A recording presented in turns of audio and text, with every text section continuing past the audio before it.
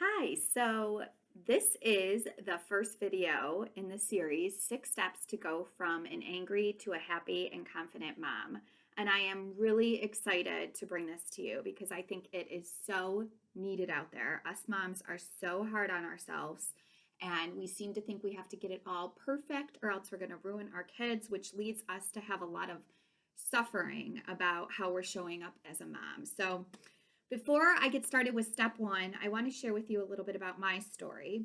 I never really thought too much about how it would be as a mom, but I figured I would probably be pretty laid back, but also organized because those are some of the um, character traits that I felt like I exhibited before I had kids. However, it really shocked me to my core after having kids at how much frustration and anger and lack of patience I seem to have as a mom. I never was an angry person. I never really yelled. I hated confrontation, but yet I was with a 3 year old and a 1 year old, and I was yelling and I was so impatient and I expected things to be so much different than they were. I was so unhappy.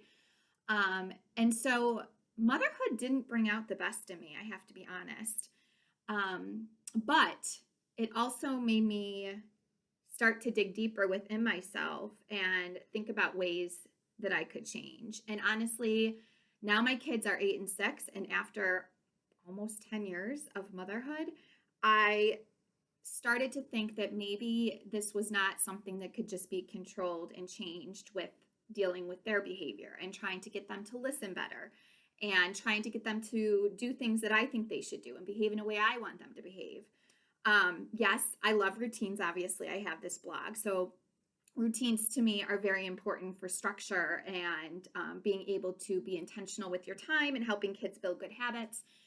But no rewards chart or checklist or anything like that was changing my mentality and the way I was dealing with my kids. So I realized that this was definitely a me thing and not necessarily a they thing, which is good in a sense because let's be real, the only person we can control is ourselves. We can't control our kids ultimately at the end of the day. They still have free will, they still have their own brain. We can try as much as we want, but we never have 100% control over how they choose to act. But we can choose to change ourselves and how we respond to them. So I would say about 8 months ago, I started working with a coach and really working on my mindset and my parenting because it was to the point where I was going to bed every night either in tears because I felt so bad about the way I had treated my child or both my kids. And I just thought I was a horrible mom. I was going to bed feeling so guilty. I had thoughts that I was ruining them. And what was I doing to them by the way I was talking to them and treating them? And why was I not kind? And I'm trying to preach that I want them to be nice and kind to others. And here I am showing up yelling and definitely not experiencing or not showing those things to them. So I was really fed up with myself. And I really viewed parenting and being a mom as the biggest job in my life, but also the most difficult. And there were times when I just wanted to run away. There were times when like I said, I was crying. I was not happy being a mom. And then I felt guilty for not being happy. Here I have these two healthy, wonderful kids. And I felt guilty for not being happy as a mom because I had that. I am so blessed. So I decided it was time to do some work on myself. I didn't want to go on feeling this way anymore. I didn't want to go on feeling 90% of the time frustrated and angry and guilty and shameful and just annoyed with being a mom or annoyed with my kids. I wanted to feel a little more carefree. I wanted to feel happier. I wanted to feel more in control of my reactions.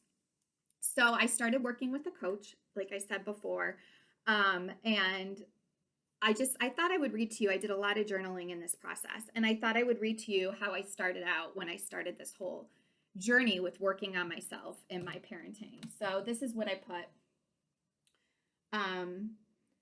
I have trouble controlling my anger and annoyance, and it feels like I can't stop myself. It feels out of my control, And then I just yell and sometimes argue. I get in this repetitive cycle that seems difficult to stop or get out of. It happens most when my kids don't listen. And that really, in a nutshell, explains it all. I felt like I was in a nonstop repetitive cycle of my kids not listening. I get angry. They get upset. I feel guilty. It's like this cycle over and over and over again. And it brought on those feelings, like I talked about before, those feelings that I didn't want to experience as a mom. So that's kind of where I started. And then over the last 8 months or so, I've done a lot of work with my mindset around parenting and just about how I want to show up as a mom. And I have to say that it's some of the hardest work that I've done.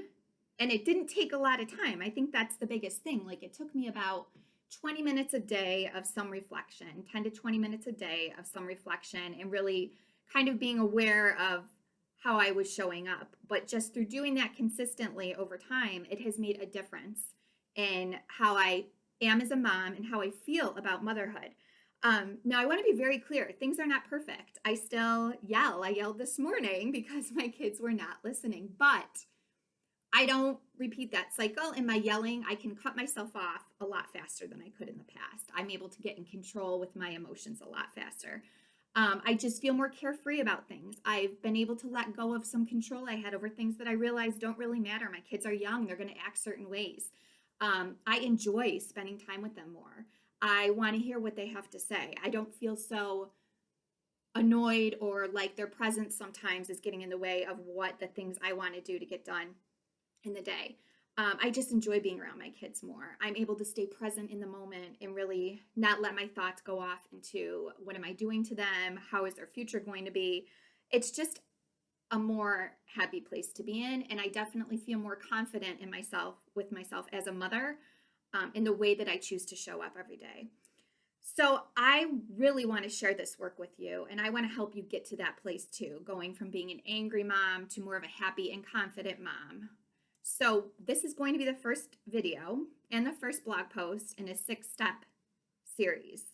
And the first step, so this is step number 1 that I want you to start working on today is, and let me show you too, I have this, you can grab this freebie that goes through the 6 steps.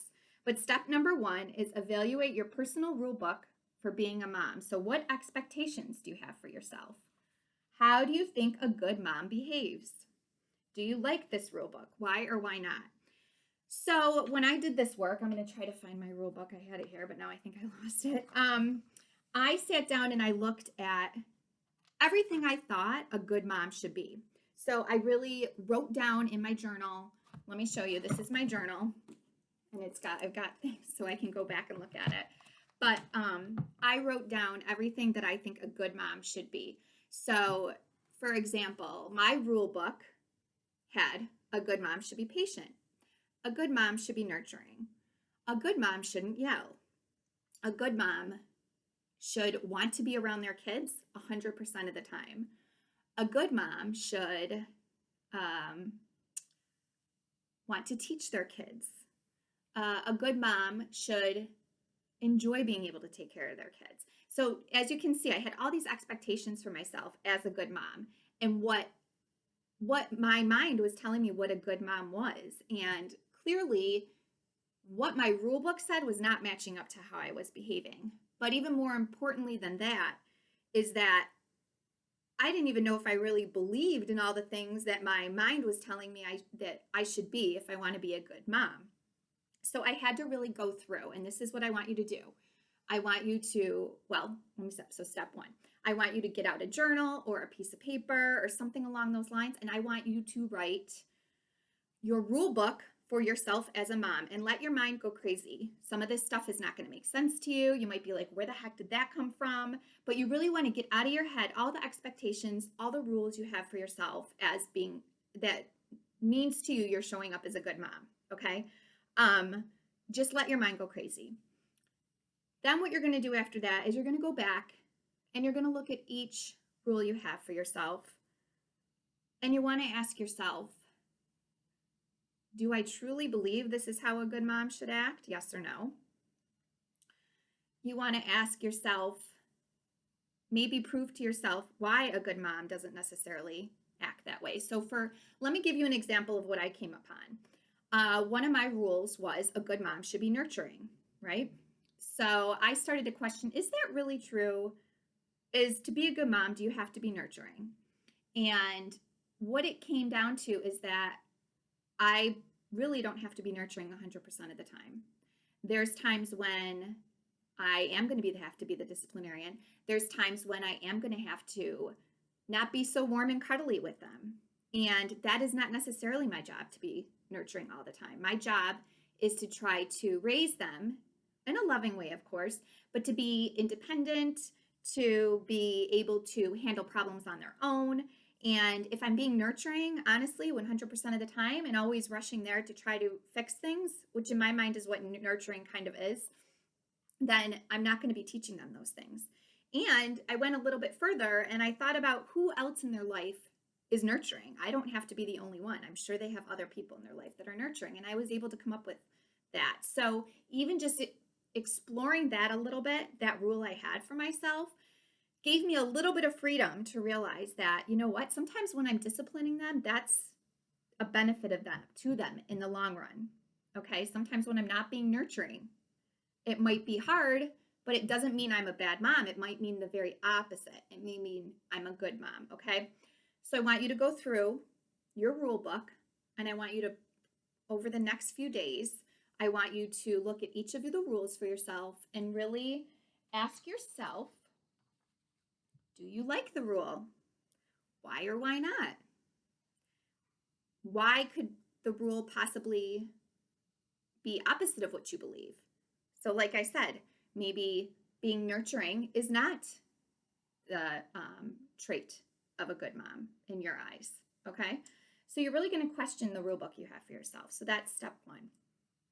Over the next few weeks, I'll be going through each of these steps in a blog series, and there'll be a video attached. Like I mentioned, you can also find this. It's the 6 steps in this blog post. This is free to you, so you can download that and keep that to use that as you're doing this work for yourself.